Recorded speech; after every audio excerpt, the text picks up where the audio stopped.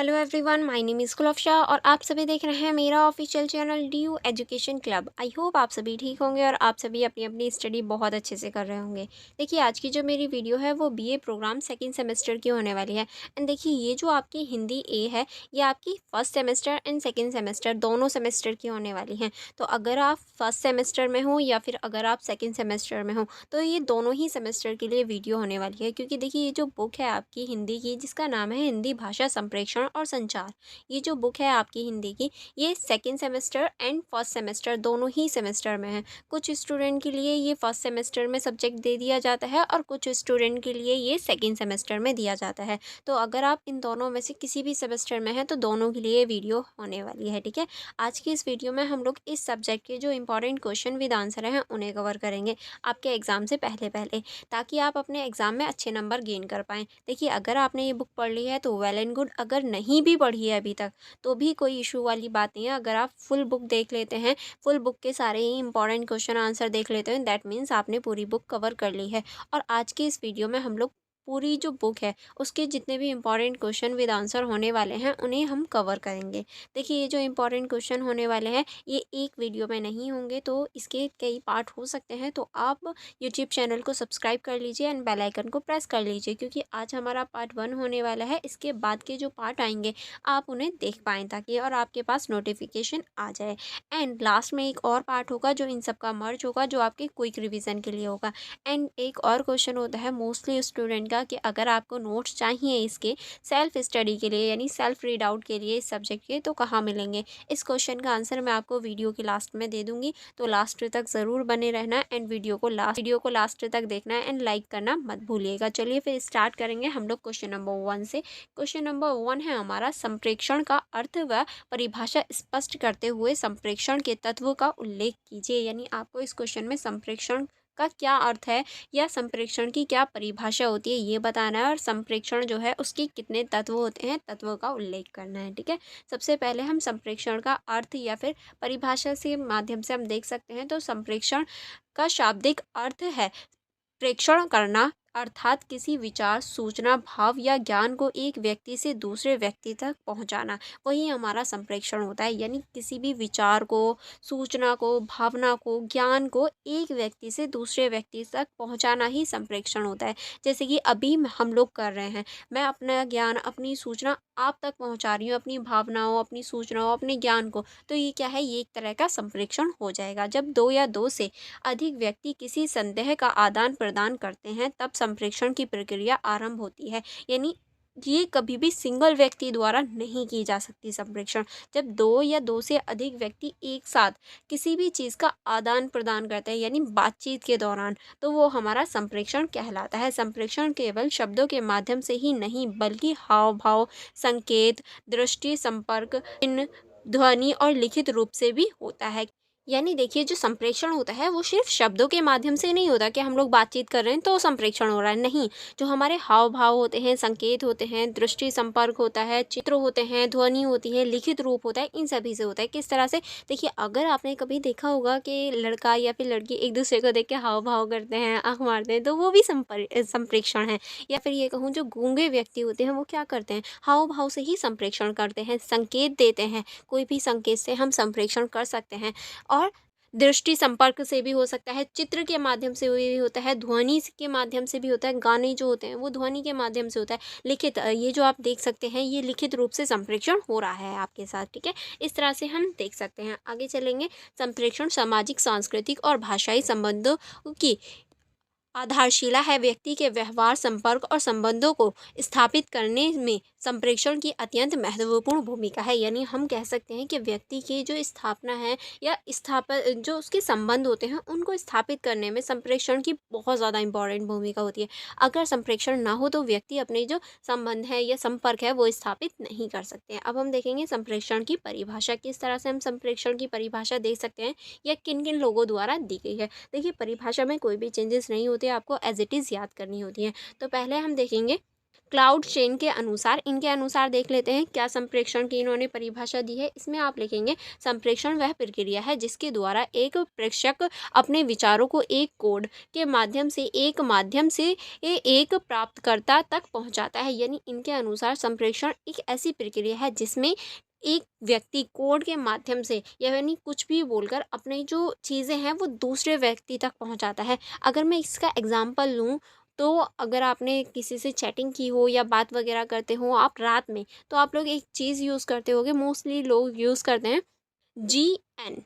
GN use करते हैं। अब देखिए जीएन का फुल फॉर्म होता है गुड नाइट। ये क्या हो गया, एक कोड फॉर्म हो गया जीएन। जीएन का अगर आप लोग बात कर रहे हैं लास्ट में आपको गुड नाइट बोलना है तो जीएन बोल देते हैं। तो अगर सबको पता है कि हाँ जीएन का मतलब क्या है गुड नाइट, तो वो समझ जाता है। अदरवाइज़ अगर नहीं पता, अगर मैं अपना ही एग्जांपल लूँ तो मुझे स्टार्टिंग में नहीं पता था कि जीएन का मतलब गुड नाइट होता है, क्योंकि मुझे लगा शायद जी फॉर ग्लोफशा होगा, एन मेरी सिस्टर का नाम होता है, एन फॉर वो होंगी। तो लेकिन ऐसा हुआ नहीं तो ऐसी सिचुएशन क्रिएट हो जाती है। तो इस तरह से आप लोग कोड भाषा का यूज़ करते हैं अपनी बातचीत को या फिर अपनी ये जो भावना है उसको प्रकट करने के लिए। ओके, चलिए फिर आगे बढ़ेंगे। आगे अब हम देखेंगे विल्वर शर्मा के अनुसार किस तरह से इन्होंने परिभाषा दी है। संप्रेषण वह प्रक्रिया है जिसमें स्रोतों और प्रापक एक समन्वय प्रतीकात्मक व्यवस्था के माध्यम से अर्थ की साझेदारी करते हैं। यानी कोई भी एक व्यापक रूप से जो अर्थ होता है उसकी साझेदारी करना ही हमारा क्या होता है, संप्रेषण कहलाता है। ठीक है, नेक्स्ट अब हम देखेंगे WH न्यूमैन और CF मसर के अनुसार। अगर हम इनकी देखें तो संप्रेषण विचारों और सूचना के आदान प्रदान की एक प्रक्रिया है जिससे दो व्यक्ति या समूह के बीच पारंपरिक समझ बनती है। यानी एक ऐसा समूह या ऐसी प्रक्रिया जिसके माध्यम से दो या दो से अधिक समूहों के बीच पारंपरिक जो समझ है वो बनती है। अब हम देखेंगे संप्रेषण के मुख्य उद्देश्यों की बात करें तो सूचना का आदान प्रदान करना इसका उद्देश्य होता है। भावनाओं को व्यक्त करना इसका उद्देश्य होता है, क्योंकि जब भी हम संप्रेषण कर रहे होते हैं तो हम अपनी भावनाओं को ही बता रहे होते हैं। नेक्स्ट, ज्ञान और अनुभवों को साझा करना, क्योंकि अभी भी मैं आपके साथ में अपने ज्ञान और साथ में जो मेरे अनुभव हैं, जो मेरी पास्ट की चीज़ें हैं या मेरे पास अनुभव हैं वो भी मैं साझा करती हूँ। सामाजिक संबंधों को मजबूत करना होता है, व्यवहार को प्रभावित करना होता है। अब हम देखेंगे संप्रेषण के प्रकार। अगर हम संप्रेषण के प्रकार की बात करें तो एक होता है हमारा मौखिक संप्रेषण। किस तरह से मौखिक संप्रेषण होता है चलिए देखते हैं। मौखिक का मतलब ये होता है जो हम बोल के कर लें, भाषण हो गया, वार्तालाप हो गई, बातचीत हो गई, व्याख्यान हो गया, ये सभी क्या है, मौखिक संपर्क होता है। जैसे कि अगर मैं अभी बात करूँ तो प्रेजेंटली मैं आपको बोलकर बता रही हूँ, तो ये क्या है, मौखिक संप्रेषण हो गया। नेक्स्ट होता है हमारा लिखित संप्रेषण, जो कि पत्र, ईमेल, रिपोर्ट, लेख, पुस्तक, ये सभी क्या हो जाते हैं, हमारे लेखिक संप्रेषण होता है। और देखिए ये जो आपके नोट्स हैं ये आपके लेखिक संप्रेषण में आ जाएगा, क्योंकि आप लिखित रूप से भी इन्हें देख सकते हैं। नेक्स्ट अब हम देखेंगे गैर मौखिक संप्रेषण। इशारे, मुद्रा, दृश्य संपर्क, चुप्पी, पहनावा आदि हमारा जो होगा वो गैर मौखिक संप्रेषण हो जाएगा। किस तरह से, कुछ लोग इशारे में बात करते हैं, जो हमारी मुद्रा होती है उस पर कुछ चीज़ें लिखी होती हैं, दृश्य संपर्क होता है, चुप्पी होता है। अब देखिए चुप्पी भी एक तरह से एक संप्रेषण हो जाता है। किस तरह से, देखिए अगर मैं आज का ही एग्जांपल लूँ तो आज मैंने मैंगो शेक बनाया था। अब मैंने तो पी लिया बट मेरी सिस्टर नहीं पी रही थी, ठीक है। तो उनको मैंने कुछ नहीं बोला, बस मैंने गुस्से में देखा और सिर्फ उनकी तरफ देख रही थी। अब मैंने उनसे कुछ नहीं कहा कि पियो नहीं पियो, मैंने कुछ नहीं कहा था, बट उन्हें पता चल गया कि हाँ ये गुस्सा है कि मैंने नहीं पिया है तो मुझे पी लेना चाहिए। अब देखिए चुप्पी भी एक तरह से संप्रेषण हो गया। मैंने कुछ नहीं कहा बट वो फिर भी समझ गई कि हाँ मैंने नहीं पिया है इसलिए ये गुस्सा है, तो उन्होंने फटाफट से वो पी लिया था। जिससे क्या हुआ कि हमारे बीच में एक संप्रेषण हुआ, ना बोलते हुए भी संप्रेषण हुआ, ना तो मैंने उनसे कुछ बोला ना उन्होंने मुझसे कुछ बोला, बट फिर भी संप्रेषण हुआ। ठीक है, नेक्स्ट अब हम देखेंगे दृश्य संप्रेषण। चित्र, चार्ट, टर्म, संकेत, चित्र आदि। देखिए अगर आप रोड वगैरह पे जाते हैं तो टर्न के इस तरह से चित्र बने हुए होते हैं, या फिर इस तरह से चित्र आपको देखने को मिलते हैं कि इधर आपको यू टर्न करना है या इधर आपको टर्न करना है। ये सभी क्या है, ये भी एक तरह से संप्रेषण या ये कहूँ बताने का ही संकेत होता है। नेक्स्ट अब हम देखेंगे संप्रेषण के तत्व। अगर हम संप्रेषण के तत्व की बात करें तो संप्रेषण प्रक्रिया में कुछ अनिवार्य तत्व होते हैं जिनके बिना यह प्रक्रिया पूरी नहीं हो सकती। मुख्य तत्व निम्नलिखित है, यानी ऐसे तत्व होते हैं जिनके बिना जो संप्रेषण है वो होना ही पॉसिबल नहीं है। तो पहला हम देखेंगे प्रेषक वह व्यक्ति या संस्था जो संदेश भेजती है। प्रेषक विचारों का चयन करता है और उन्हें उपयुक्त भाषा का प्रतीकों में बदलता है। यानी प्रेषक जो होता है वो व्यक्ति या फिर संस्था होती है जो कोई भी संदेश भेज रही होती है, यानी जो संदेश देने वाला होता है वो प्रेषक होता है। अब वो कोई भी जो उपयुक्त भाषा हो सकती है या चिन्ह हो सकती है उसका प्रयोग कर सकते हैं। जैसे कि अभी मैं हिंदी भाषा का यूज़ कर रही हूँ और मैं क्या हूँ, प्रेषक हूँ।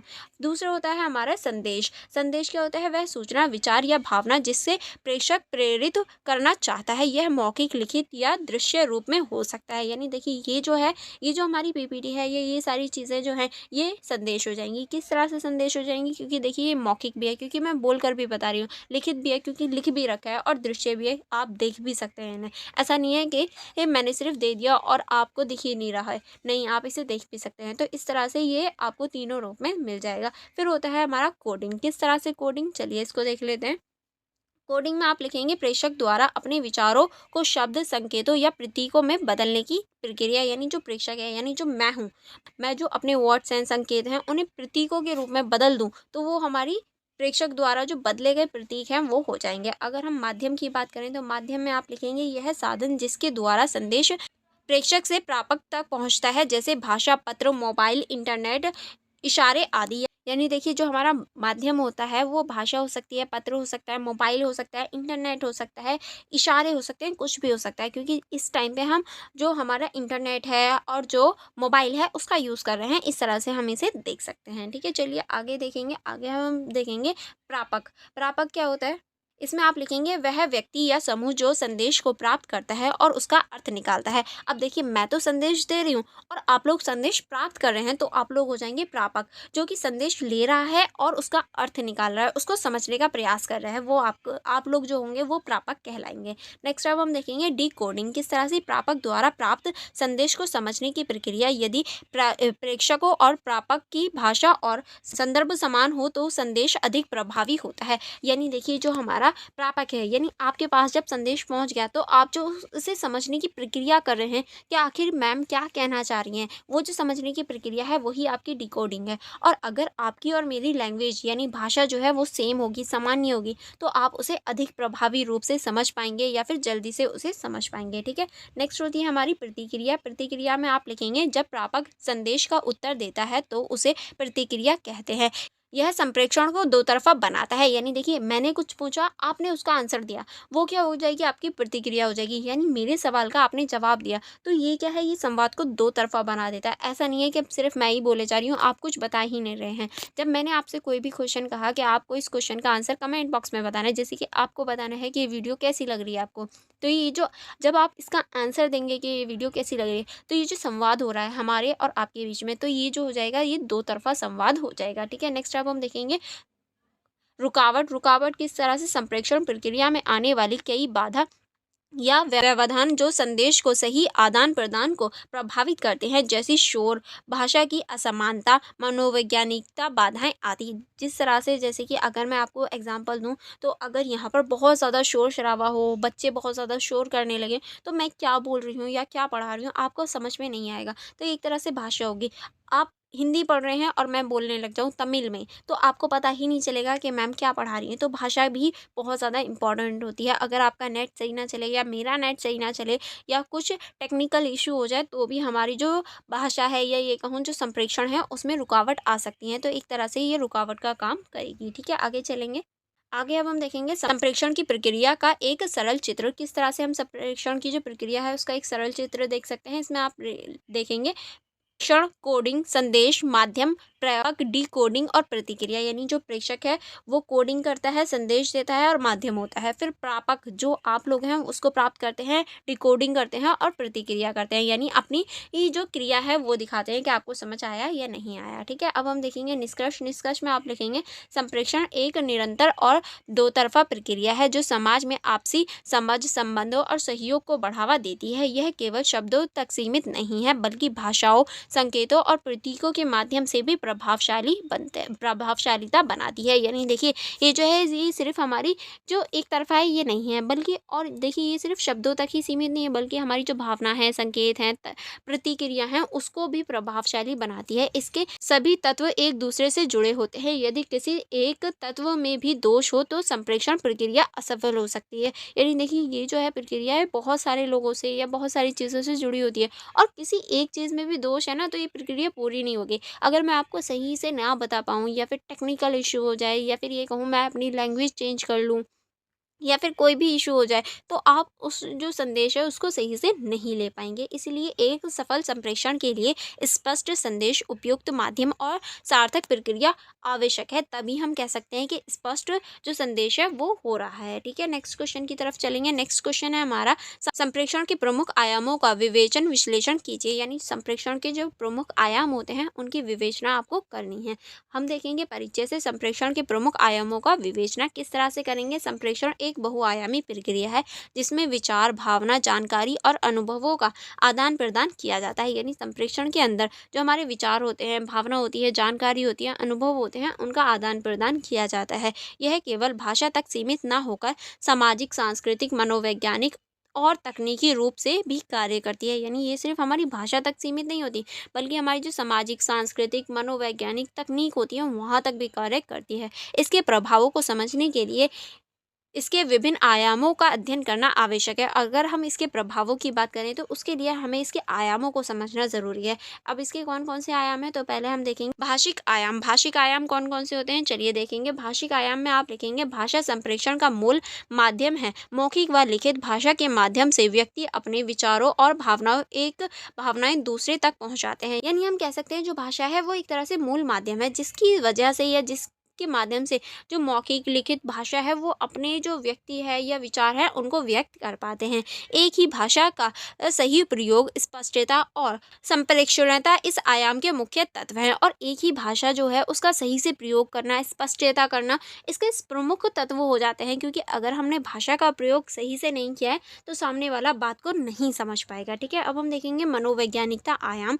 प्रेक्षकों और प्रापक की मानसिक स्थिति, रुचियाँ, पूर्ण अनुभव, मनोभाव और सोचने की शैली संप्रेषण को प्रभावित करती है। यानी देखिए जो भी प्रेषक है और प्रापक है, दोनों की जो मानसिक स्थिति है, रुचियां हैं, पूर्व अनुभव हैं और मनोभाव हैं और सोचने की जो शैली है वो सभी संप्रेषण को प्रभावित करती है। यदि प्रापक मानसिक रूप से तैयार नहीं है तो संदेश का सही अर्थ नहीं निकाल सकता। यानी देखिए अगर मैं आपसे कुछ कह रही हूँ कि आपको स्मोकिंग नहीं करनी चाहिए, ठीक है, मैंने सिर्फ ये कहा कि स्मोकिंग नहीं करनी चाहिए और मेरा अर्थ था कि स्मोकिंग करने से जो हेल्थ है उस पर इफेक्ट पड़ता है, लेकिन आपने दूसरे वे में ले लिया कि स्मोकिंग करने से आपके पैसा खर्च हो रहा है या आप अपने माँ बाप का पैसा खर्च कर रहे हो, इस गलत वे में ले लिया। ठीक है, मेरा तरीका कुछ और था कहने का कि हाँ स्मोकिंग जो है वो गलत चीज़ है, उसको नहीं करनी चाहिए। ठीक है, लेकिन आपने क्या लिया कि आप अपने माँ बाप का जो पैसा है उसे उड़ा रहे हैं, आप अपने माँ बाप का जो पैसा है उसे बर्बाद करें, इस वे में देख लिया।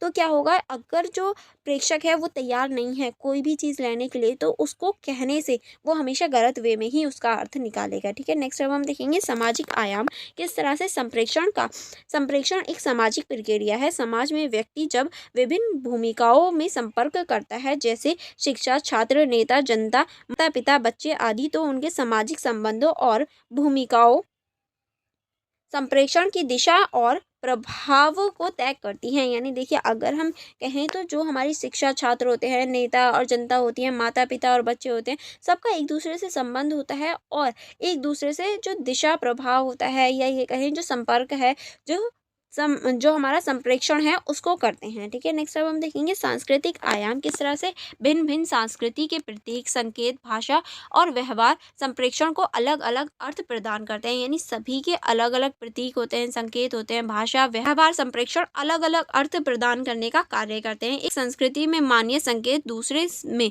असामान्यजनक हो सकते हैं, अतः सांस्कृतिक संवेदनशीलता अनिवार्य है। यानी देखिए एक संस्कृति में सारी चीज़ें अलग अलग हो सकती हैं और अतः सांस्कृतिक संवेदनशीलता बहुत ज़्यादा अनिवार्य हो जाती है। ठीक है, चलिए आगे बढ़ेंगे। आगे अब हम देखेंगे प्रौद्योगिकी आयाम। किस तरह से आधुनिक युग में संप्रेषण के माध्यम बदल गया है। Mobile, internet, email, social media जैसे तकनीकी उपयोग संप्रेषण की तीव्र, व्यापक और प्रभावशालीता बन गई है। यानी अगर हम आधुनिक युग की बात करें तो इसमें जो संप्रेषण है वो मोबाइल के माध्यम से, इंटरनेट के माध्यम से, ई मोबाइल के माध्यम से, सोशल मीडिया और तकनीक के माध्यम से हो रहा है, जिससे इसकी जो तीव्रता है और जो व्यापकता है वो बहुत ज़्यादा बढ़ गई है। ये आयाम आज के डिजिटल युग में विशेष महत्व है और आज के इस युग में इनका बहुत ज़्यादा महत्व वो बढ़ गया है। किस तरह से देखिए, अब जो आप स्टडी कर रहे हैं वो भी इंटरनेट के माध्यम से कर रहे हैं, तो हम कह सकते हैं जो संप्रेषण है वो बहुत ज़्यादा इंटरनेट या ईमेल, सोशल मीडिया के माध्यम से होने लगा है। अब हम देखेंगे राजनीतिक और नैतिक आयाम। किस तरह से जो हमारे राजनीतिक और नैतिक आयाम है इसको देख लेते हैं।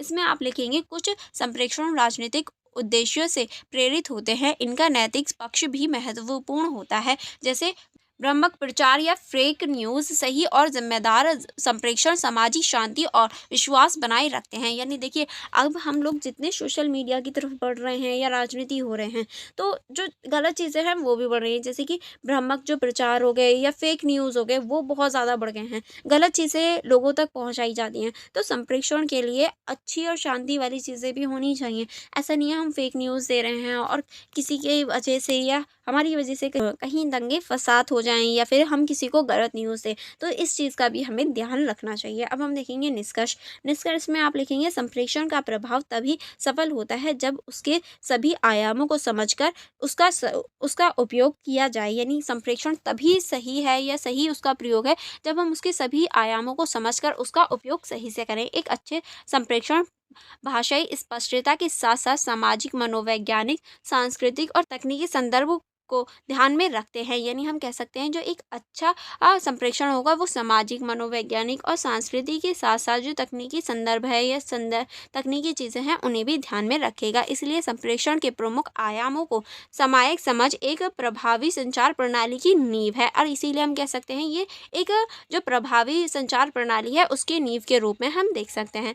आई होप आपको यहाँ तक सारे क्वेश्चन समझ में आ गए होंगे। अगर किसी भी क्वेश्चन में डाउट हो तो आप मुझसे पूछ सकते हैं, अदरवाइज इससे आगे के जो क्वेश्चन है वो हम सेकेंड वीडियो में कवर करेंगे, ठीक है। And for more connectivity, for more videos, आप मेरे यूट्यूब चैनल को सब्सक्राइब कर लीजिए एंड बेल आइकन को प्रेस कर लीजिए ताकि मेरी जो सेकंड वीडियो आए आप उसे देख पाएँ। आपको बेल आइकन को प्रेस कर लीजिए ताकि आपको नोटिफिकेशन मिल जाए, ठीक। एंड फॉर मोर कनेक्टिविटी आप मेरी इंस्टाग्राम आईडी चेकआउट कर सकते हैं, आप मेरा टेलीग्राम ग्रुप ज्वाइन कर सकते हैं। एंड लास्ट क्वेश्चन कि आपको यहाँ के नोट्स कहाँ मिलेंगे, या तो आप मेरे यूट्यूब चैनल की मेंबरशिप ज्वाइन कर सकते हैं, अदरवाइज मेरा टेलीग्राम ग्रुप ज्वाइन कर सकते हैं। आपको दोनों जगह जो नोट्स हैं वो प्रोवाइड करवा दिए जाएंगे। अगर फिर भी आपको कोई डाउट रहता है या कोई कन्फ्यूजन हो तो आप मुझसे कमेंट बॉक्स में पूछ सकते हैं। एंड अगर आपको किसी और सब्जेक्ट की वीडियो चाहिए तो भी आप मुझसे कमेंट बॉक्स में बता सकते हैं, ठीक है। चलिए फिर मिलेंगे हम नेक्स्ट वीडियो में। आप वीडियो को लाइक करना एंड अपने फ्रेंड्स के साथ शेयर करके मेरे यूट्यूब चैनल को सब्सक्राइब करना मत भूलिएगा। Thank you for watching everyone.